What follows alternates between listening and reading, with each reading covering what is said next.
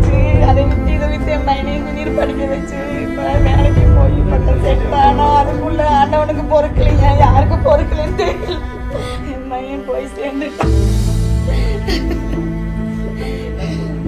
எல்லாரும் தான் போனோம். அவன் எப்படி போனது பேங்க்குள்ள எங்களை அனுப்பிச்சு விட்டுட்டு நீங்க இங்கேயே இருங்க, வெளியே கூட்டமா இருக்கு அப்படின்னு சொன்னாங்க. எங்களுக்கு கடைசி 6 மணி வரைக்கும் எங்க கூட தான் நின்னோம். அதுக்கப்புறம் கூட்டத்துல எப்படி போய் மாறினானே தெரியல. எங்களுக்கு போன் நாங்க ஆம்புலன்ஸ் அவங்க கிட்ட போன் பண்ணிக்கிட்டே இருந்தோம். போன் ரீச்சே ஆகல. அப்புறம் கூட இருக்க எல்லா அண்ணாக்கு கூப்பிட்டப்போ ரவி இருக்கான்னு சொல்லி கொஞ்சம் நிம்மதியா இருந்தோம். அடுத்த பொண்ணு சொல்றாங்க ரவியை மட்டும் காணோமா, நாங்க ஹாஸ்பிட்டலா போறோம்னு சொல்றாங்க.